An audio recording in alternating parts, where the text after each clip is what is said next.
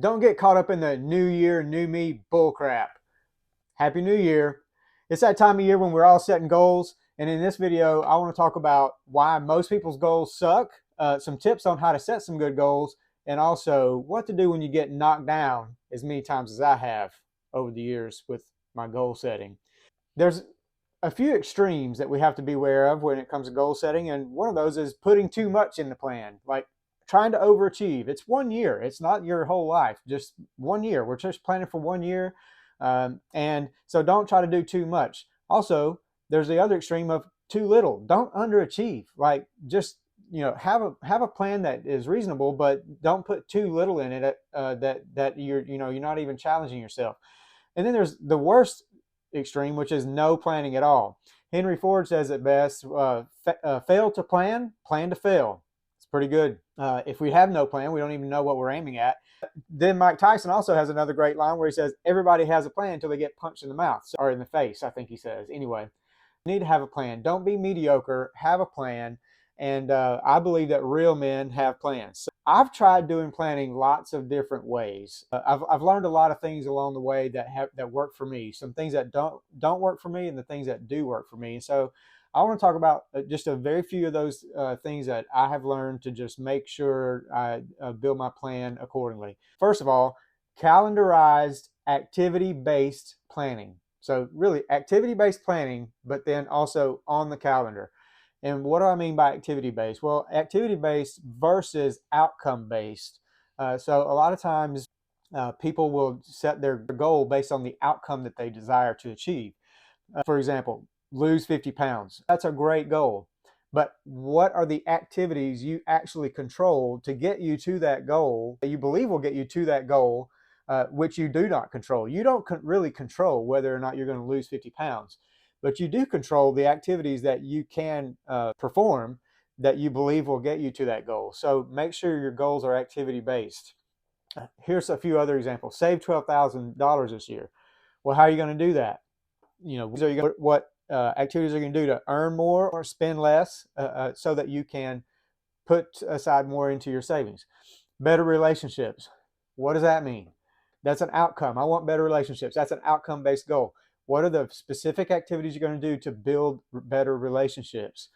So activity-based goals. I was really bad early on doing goal setting because I was doing sales back in the day, and I had a sales manager or the owner of the company type of boss that was always pushing us to set goals, and it was always about the outcome. It was never about the activities that we needed to perform to get to the goal. So I learned along the way that I needed to set activity-based goals, like how many calls or reach outs or activity or that activity that I believe will get me to a sales number goal outcome should I be doing along the way to hopefully get there. And if I wasn't making progress towards that along the way, then you adjust the activity-based plan to try to get there.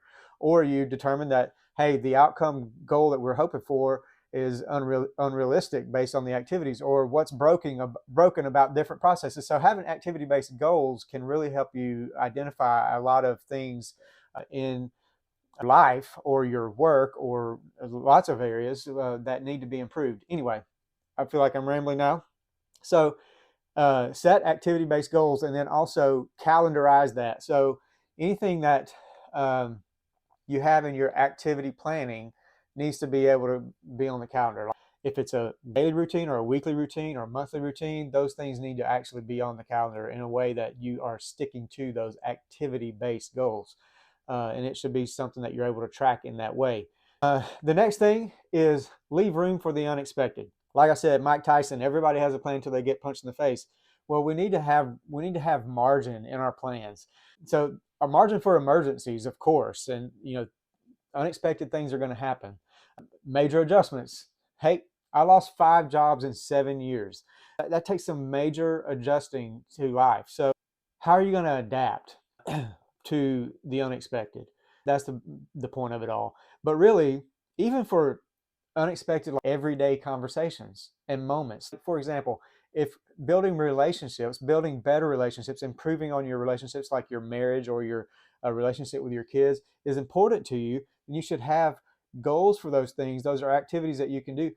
your schedule shouldn't be so cram packed that you can't respond to the spontaneous things that are going to come up, like a teenager wanting to. It's funny. I have friends that always ask me, "Oh, it must be getting easier for you because your kids are getting older." Well, when your kids are young, you tend to uh, have to care for them literally physically a whole lot. But as they get older, it's more care emotionally, being there for them for those conversations that they need to have, offering them support and advice and that sort of thing. So you want to be able to respond to those things. You don't want your plan to be so full of activity that you can't be available for those unexpected moments. So leave room for the unexpected, have margin. The next thing I would say is include fun. Don't be all about work stuff.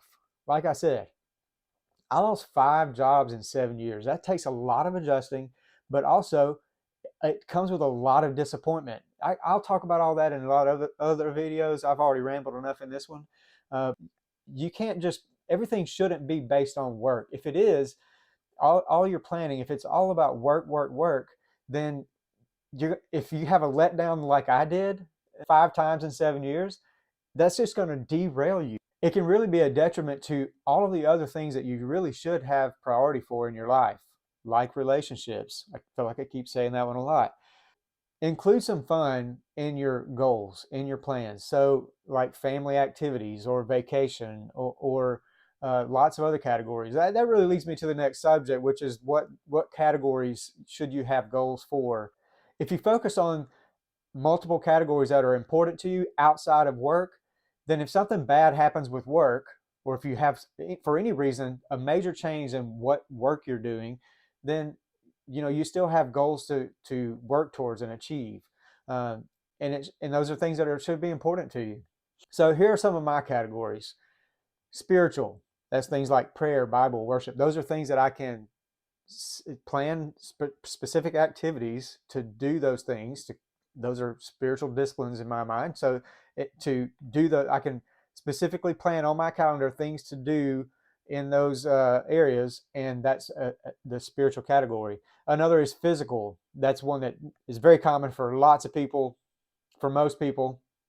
uh, that's exercise and nutrition. When are you going to exercise? What are you going to eat? All those things can be literally mapped out and planned, put on the calendar, so on and so forth.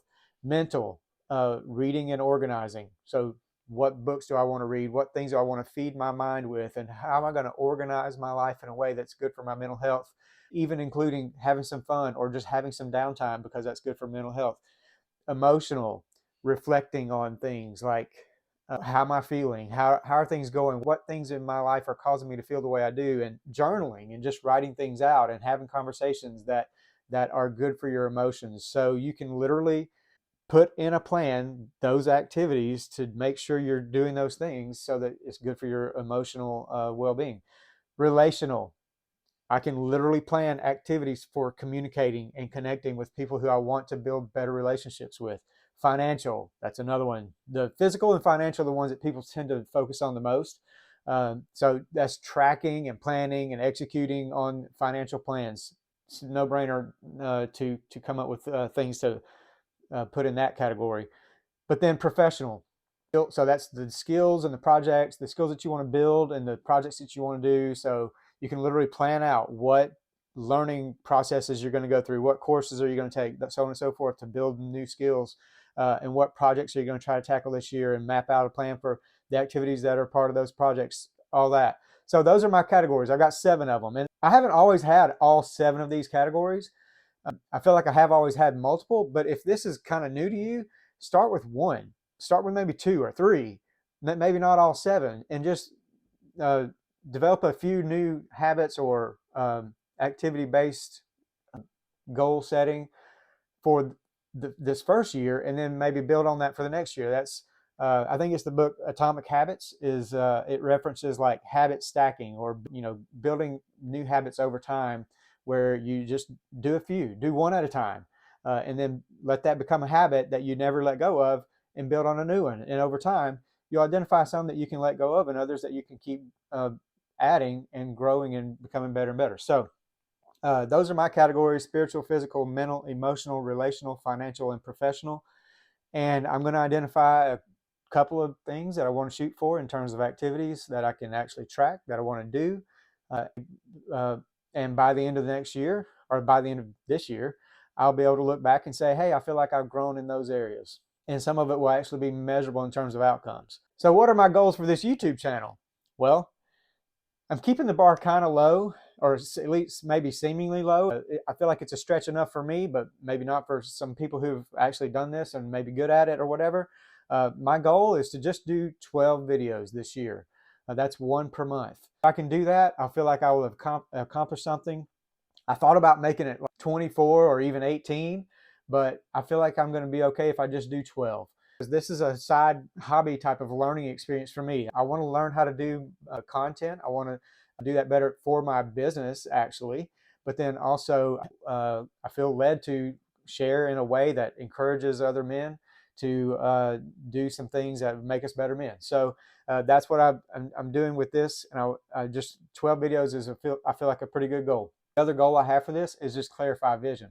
I'm still having a hard time even articulating what I want this to be about, what I want to develop from this. And I feel like there might be a community element to come.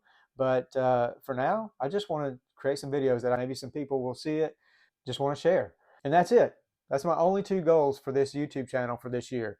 12 videos and clarify the vision. So by the end of the year, I want to be able to look back and say, look, I did at least 12 videos. And also, I have a much clearer idea of what my vision is. My activity for clarifying vision will be writing down ideas as they come to me and reflecting on those ideas over time so that I gain more and more clarity. I said I would talk more about what to do when you get knocked down as many times as I have. And I mentioned the 5 job losses in 7 years' time. That's an incredible challenge. And I mentioned that I would say what you need to do if you experience that much letdown and disappointment. And I'm sure I will talk more in later videos about some of those stories. But for now, I just want to say, look, when your plan doesn't go the way you think it should or the way you want it to, the only thing you can do is get back up and dust yourself off and keep going. Make adjustments and get back in the fight.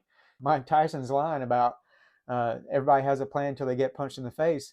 Well, he didn't say when you get punched in the face, just stay down. He didn't say that. But the whole point of it is you got to be able to adjust to what comes at you. And so when you experience disappointment that completely alters, it can really affect all your plans in every category. You have to be able to adapt, and you still have hope. There's no reason to give up hope. There's no reason to throw your hands up and give up, because there's always a way to make adjustments, and there's always other ways that you can achieve. So don't be discouraged if things don't go according to plan. Like I said, get back up, make adjustments, and keep getting after it. So thanks for being part of this journey with me. I'm believing that we're all going to be better off working on this stuff together. So get to work on your goals if you haven't already. Let's make it a great 2024, and I'll see you in the next video.